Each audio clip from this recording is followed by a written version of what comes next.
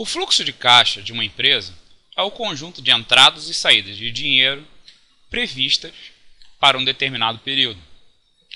O valor atual de um fluxo de caixa é a soma algébrica dos valores atuais das entradas positivas e das saídas negativas. Numa análise de investimentos, compras a prazo e na matemática financeira em geral, o conceito de fluxo de caixa é de grande importância, pois atualizando as entradas e saídas de dinheiro, fica fácil estimar se é ou não compensador um determinado investimento. O fluxograma serve para demonstrar graficamente as transações financeiras em um período de tempo. O tempo é representado na horizontal, dividido pelo número de períodos relevantes para análise. As entradas ou recebimentos são representados por setas verticais apontadas para cima, e as saídas ou pagamentos são representadas por setas verticais apontadas para baixo. Um fluxo de caixa pode ser pós-antecipado ou antecipado. No fluxo de caixa pós-antecipado, os pagamentos constantes são sempre ao fim de um período, né? Então, não coincide o primeiro pagamento com o valor financiado. Eis aqui um exemplo de um fluxo de caixa, onde eu igualo os valores ao longo do tempo. Então, por exemplo, eu tenho o valor presente, ou o valor financiado, por exemplo, com diversos pagamentos que eu trago a valor presente. Tá? Como é que eu faço isso? É só multiplicar o valor do pagamento dividido por 1 mais i. Quando eu coloco uma fração com expoente negativo, significa que é o inverso dela. Então, nesse caso aqui, o PMT está dividido por 1 mais i elevado ao quadrado. Então, para trazer o valor presente, eu preciso fazer isso. Nesse caso aqui, é como se PMT tivesse dividido por 1 mais i elevado a 1, ou seja, 1 mais i, né? Mais PMT dividido por 1 mais i elevado a 2, mais PMT dividido por 1 mais i elevado a 3, isso n vezes, tá? E no fim da série eu vou ter o valor futuro trazido também ao valor presente, assim como a parcela de pagamento que coincide com, assim como a última prestação. A determinação da taxa interna de retorno, a taxa, né, de juros, recairá sempre na solução de uma equação polinomial, bastando levar todas as entradas e saídas monetárias para uma mesma data, igualando-se em seguida o somatório das entradas com o somatório das saídas. Como vai acontecer essa equação polinomial, para resolvermos, nós vamos precisar de um HP12C que vai fazer a conta para a gente. A diferença entre um fluxo de caixa pós-antecipado e um antecipado é que no antecipado o primeiro pagamento coincide com o valor financiado, ou seja, você, para resolver uma equação desse tipo, você vai precisar apertar o modo begin da HP12C. Num fluxo pós-antecipado, isso não acontece, repara aqui.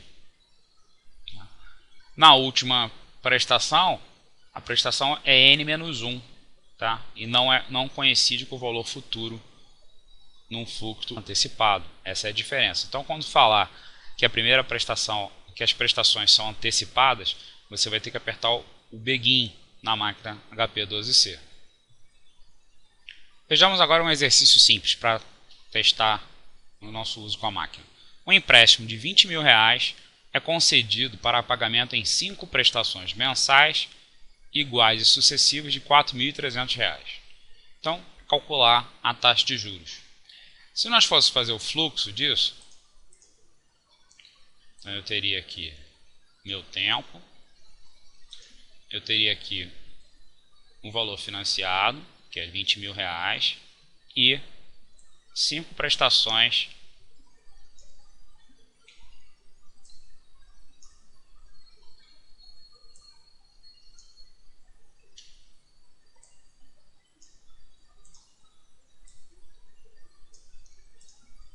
e 5 prestações de R$4.300. Então, como é que eu resolvo isso analiticamente?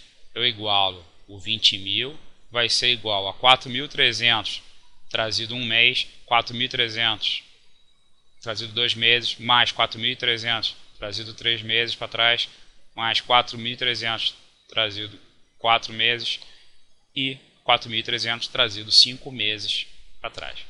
Só que isso vai me dar uma equação que, por exemplo, na última, a taxa de juros vai ficar elevada a 5. Então, como é que eu vou resolver isso? Então, eu preciso da HP12C. Na HP12C é muito simples.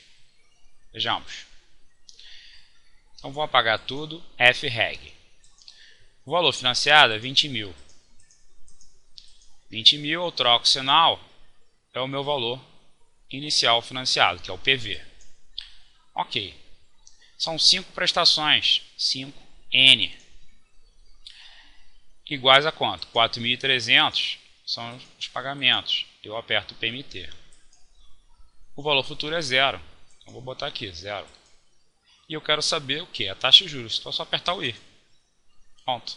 2,46% ao mês é a nossa resposta do exercício. Muito simples, né? Uma perpetuidade constante, eu tenho um valor financiado e pagamentos infinitos. Então, para saber um fluxo de caixa com uma perpetuidade constante, nós vamos elevar o PV, vai ser igual ao PMT divididos pela própria taxa de juros. Tá? Isso somente numa perpetuidade constante. Tá? Os pagamentos ao infinito vai ser essa fórmula que nós vamos usar. Vamos fazer alguns exercícios. Uma determinada empresa, Tarrus, tem a seguinte previsão orçamentária para um determinado período. Vai ter que pagar em 1º de abril 2.000, em 1º de outubro 5.000 reais e vai receber em 1º de fevereiro 3.000, em 1º de junho 6.000 e em 1º de novembro 9.000. Eu quero saber qual o valor do fluxo de caixa para 1º de janeiro, supondo a taxa de desconto composta de 5% ao mês. Então eu vou ter que trazer todos esses pagamentos para 1º de janeiro. Então, no caso dos recebimentos, eu vou trazer um mês para trás. 3.000 vezes 1,05, que é a taxa, menos 1. É como se eu estivesse dividindo 3.000 por 1,05. Mais os 6.000 vezes 1,05, trazido 5 meses, que é 1º de junho. Mais 9.000 vezes 1,05, trazido 10 meses para trás. Tá? Que é novembro, menos os pagamentos. Estou somando na mesma data, então tem que trazer tudo na mesma data. Então, em abril eu tenho que trazer 3 meses para janeiro e o de outubro eu tenho que trazer 9 meses para janeiro. Então, somando o fluxo, eu vou ter um fluxo de 8.132,80. Na HP, um fluxo de caixa, a gente vai fazer assim. Nós vamos usar, na HP12C, a sequência específica para fluxo de caixa, que a gente usa através das teclas azuis CF0, CFJ, NJ, que são essas aqui, ó, CF0, CFJ e NJ. Então a primeira coisa que a gente tem que fazer é apagar tudo, FREG. Aqui eu já botei descritivo para você fazer na sua máquina aí. Entre com o valor inicial, foi 0, aí depois a gente vai colocar o primeiro fluxo, 3.000G CFJ, o segundo fluxo foi 0, então é 0G CFJ. O terceiro é aquele pagamento de abril, 2.000 CHS GCFJ, porque ele é negativo. Tá? No próximo mês, então nós temos que botar de mês a mês o que vai acontecendo, ou de período em período.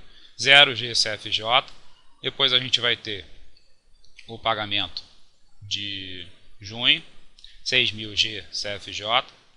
Depois vai acontecer 0 pagamentos 3 vezes, né? Então a gente vai botar 0G CFJ, 3G NJ. Significa o quê? Eu tenho um fluxo de 0 repetido 3 vezes. Tá? Então vai ser 0G CFJ, 3G NJ. Tá repetindo 3 vezes esse pagamento de 0. E depois vamos ter o pagamento, mais 2 pagamentos. E depois vamos ter mais um pagamento de 5.000 CHS GCFJ e um recebimento de 9.000 GCFJ. A taxa de juros é 5I, né? É 5%, 5I. E para achar o valor presente líquido, eu vou apertar o F para ligar o amarelo, aperto o NPV e eu vou encontrar o mesmo resultado. Tá? O FNPV está aqui, ó. FNPV, está em cima do valor presente aqui. Então, a única coisa que a gente tem que se atentar é que a gente está colocando o fluxo de 1 em 1. E quando é 0, nós temos que dizer para HP que se repete algumas vezes o 0. Nesse caso, porque o fluxo de caixa não é constante. Os pagamentos são espaçados. Taxa interna de retorno. A taxa interna de retorno é a taxa que zera o fluxo de caixa, né? Que a gente pode fazer essa equivalência de capitais ao longo do tempo. Ou seja, é o somatório de todas as entradas é igual ao somatório de todas as saídas numa data qualquer. Normalmente a gente traz tudo para valor presente, mas você pode botar para frente ou para trás, tanto faz, contanto que você faça a conta corretamente. Vamos ver aqui um exemplo de cálculo da TIR. Qual é a taxa interna de retorno do fluxo abaixo? Então nós temos um recebimento. Então nós temos um recebimento de 1.000 à vista, depois temos um recebimento de 1.500 em 2 meses e um pagamento de 4.000 em 4 meses. HP, a primeira coisa que eu vou fazer é apagar tudo, FREG, vou entrar com o valor inicial, que no caso aqui foi um recebimento de 1.000, depois eu vou ter 0G CFJ, um pagamento de 0, né? Nada aconteceu. Depois eu vou ter em fevereiro, em 2 meses, 1.500 GCFJ. Em março, nada, então 0 GCFJ. E um pagamento, 4 meses, 4.000 CHS GCFJ. Para eu saber a taxa interna de retorno, aperto F e RR e eu vou ter 17,73. Então, o F e RR vai estar aqui, ó.